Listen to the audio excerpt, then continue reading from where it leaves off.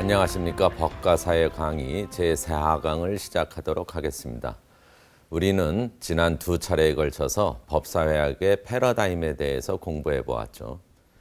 패러다임, 우리가 지난 시간에 패러다임이라고 할 때 우리가 사회 현상을 분석하기 위해서 갖고 있는 시각 또는 분석이나 해석의 틀이다 이렇게 얘기를 했죠. 그러고 나서 우리는 두 차례에 걸쳐서 법사학의 패러다임 중에서 통합론에 해당되는 문화이론과 또 구조이론에 대해서 살펴보았습니다. 이 문화이론과 구조이론으로서 사회 내의 법현상 또 사회 내에서 법이 무엇인가, 도대체 법이 무엇인가에 대한 질문을 한번 던져보았던 것이죠. 이번 시간에는 법사학의 패러다임 중에서 앞에 2시간 동안 한 거와는 조금 사뭇 다른 어떤 갈등 이론에 대해서 살펴보려고 합니다.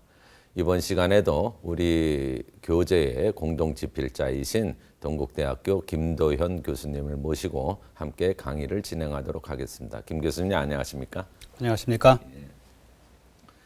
우리가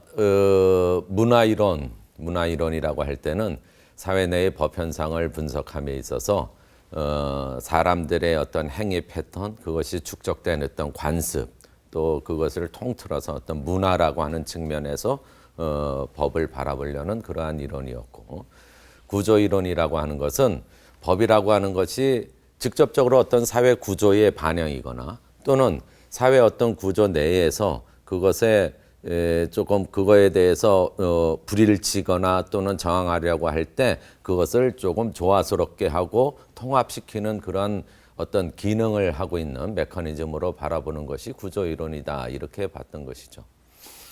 이렇게 보면은 문화이론이나 구조이론이라는 것은 되게 어떻습니까? 법이라는 것을 한 사회 내에서 어떤 기능, 특히 또 사회 내에서 분쟁을 해결하고 또 갈등이 있거나 뭐 이런 것을 통합해 나가고 사회를 유지시켜 나가는 그런 좀 긍정적인 측면에서 바라봤던 것이죠. 그래서 이것을 우리가 대개 이제 통합론적인 통합이론이다 이렇게 얘기할 수 있겠고요. 그런데 어떻습니까? 법을 바라볼 때도 우리가 그거와는 정반대의 관점에서 바라볼 수도 있겠죠.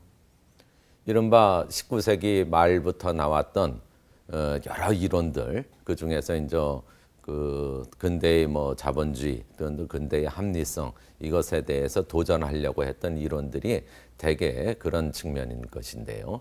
이런 것들을 통틀어서 우리가 이제 갈등 이론이다, 갈등 비판 이론이다 이렇게 볼 수 있다는 거죠. 예를 들면 이렇게 본다는 겁니다.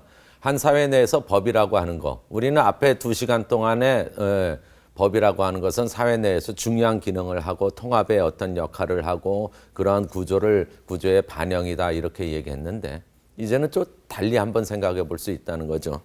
법이라고 하는 것이 사회적 합의의 산물도 아닐 것이며 또 법이라고 하는 것이 어떤 측면에서 볼 땐 그렇다는 거죠. 사회 내의 어떤 지배 엘리트거나 또는 사회 내에서 지배자, 어떤 권한과 또 물적이든 무형적이든 어떤 그 힘을 가진 사람들이 피지배 계급이거나 또는 자기들이 통치하려고 하는 그 사람들을 통치하기 위해서 지배하기 위한 수단으로서 법을 만들어내거나 또는 법은 그런 기능을 하는 게 아니냐라는 측면에서 한번 바라보려는 것입니다.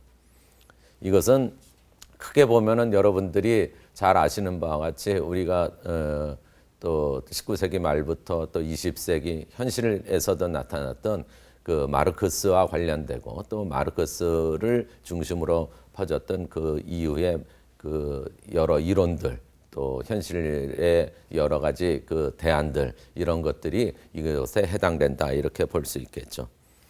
한편으로 보면 이 갈등론은 그래서 보면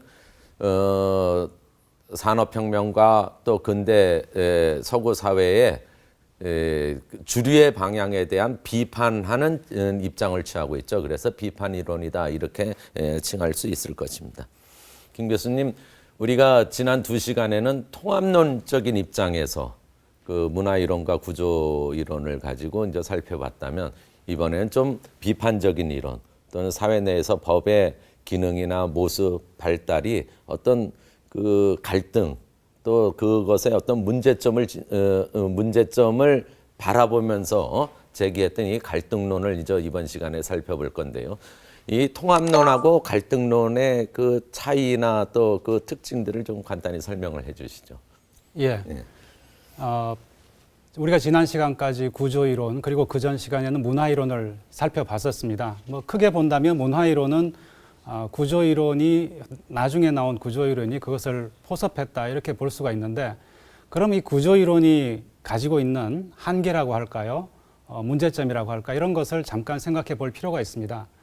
그 두 가지로 우리가 살펴볼 수 있는데, 그중 하나는 구조라고 하는 것은 인간 행위의 바깥에서 행위를 제약하는 하나의 외적인 틀, 프레임이라고 할 수가 있죠. 근데 모든 구조, 사회 구조라고 하는 것은 결국은 인간 행위가 모여서 축적되어서 만들어지는 것입니다. 그런 의미에서 본다면은 구조만 너무 외부의 인간 행위 외부의 틀만 너무 강조하다 보면은 그 구조를 만들어 나가는 개개인들의 행위, 이런 측면을 도외시할 수 있는 그런 문제점이 있다는 것이고요. 이런 문제에 대해서는 이제 우리가 본격적으로 다루진 않습니다만은, 또 하나의 좀 더 근본적인 문제라고 할까요?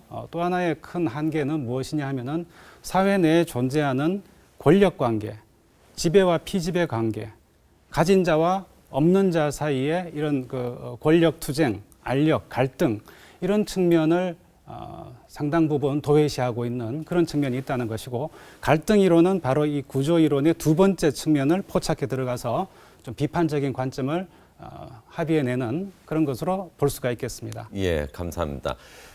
그렇게 해서 이번 시간에는 제일 먼저 이전에 우리가 공부했던 문화이론이나 구조이론과 다른 어떤 비판적인 시각, 또 그걸 중심으로 하는 비판이론을 틀로 잡고 구체적인 그 법 현상, 또 입법이나 사법제도나 또는 법 정책이나 이런 것들이 과연 비판이론이 제시하는 모습들이 어떤 게 있는가라는 걸 살펴보고요. 그 다음에 비판이론에서 법이론에서 아주 중요한 부분이 이데올로기적인 어떤 법에 있어서 이데올로기적인 성격과 관련되는 겁니다. 그래서 그 두 번째는 법의 이데올로기적인 어떤 성격을 살펴볼 거고요. 마지막으로는 구체적인 어떤 사회 개혁, 법 개혁과 관련해서 조금 비판적인 시각으로 새롭게 조망해 보는 시간을 갖도록 하겠습니다. 그러면 본격적으로 강의에 들어가도록 하겠습니다.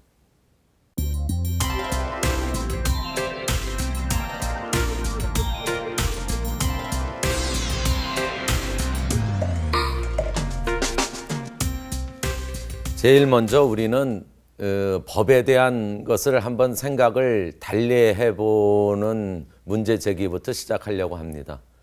여러분들 어떠십니까? 인류 역사상 법이라고 하는 것이 한 사회 내에서 어떤 기능, 어떤 모습, 또 어떻게 만들어졌을까? 물론 여러 가지 생각하실 수 있을 겁니다.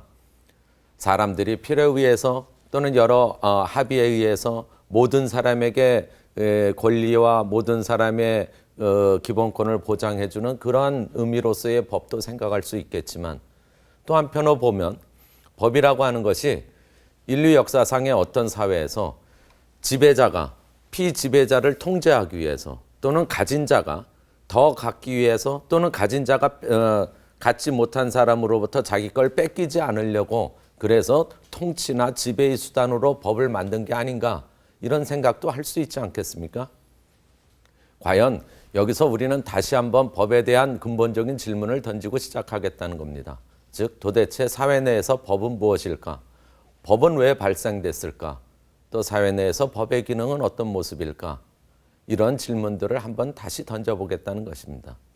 특히 이런 질문을 던진다라고 하는 것은 당연히 법과 관련해서 법이라고 하는 것은 사회의 통합의 기능을 하고 많은 사람들을 자유와 권리를 누리게 할 수 있는 그런 기능을 하는 거다라고 하는 것에 의심을 품는 것이겠죠.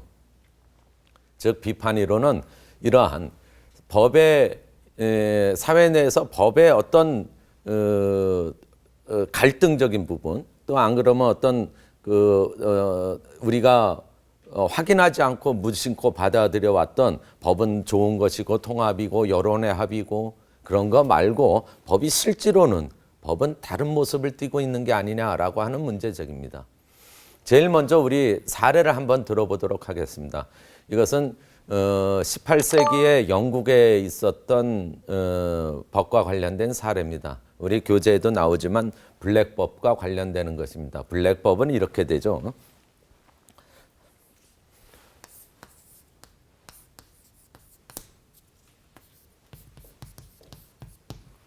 이렇게 해서 블랙법 이렇게 됩니다. 블랙은 이제 검다는 것이겠고 액트는 이제 그 법률을 얘기하는 것입니다. 여러분들 이제 미리 조금 이해도 하신 분도 계시겠지만은 이 블랙법이 과연 무엇일까 그 부분에 대해서 좀 설명해 드리겠습니다. 블랙법은 검다라고 하는 것이 이제 중심이 된 겁니다. 그런데 이 블랙법에는 이런 내용이 들어가 있습니다. 참으로 희한한 내용이 들어가 있죠. 얼굴에 검정칠을 하고 칼이나 총 또는 공격용 무기를 휴대한 사람이 숲이나 사냥터, 공원, 기타 울타리 친 땅 또는 황야나 공유지, 가도 등에 나타난 행위를 범죄로 규정하고 아주 가혹한 처벌을 하는 법입니다. 그러니까 여기서 대단히 중요한 부분은 얼굴에 검은 칠을 하고 이렇게 되겠죠. 그러면 저 얼굴에 검은 칠을 하는 경우는 어떤 경우일까요? 여러분들 저 군대에서 이렇게 위장하기 위해서 이 얼굴에 검은 칠도 하고 그러겠죠. 그건 빛을 반사하는 것, 빛이 반사되지 않도록. 똑같이 이 18세기 1730년 40년 이때입니다. 그러면 이때 일반 가난한 민중들은 어떻게 살았을까요? 자기들이 농사도 짓고 가축도 키우고 그렇게 했을 겁니다. 그런데 농사가 잘 안 되는 흉년이 들고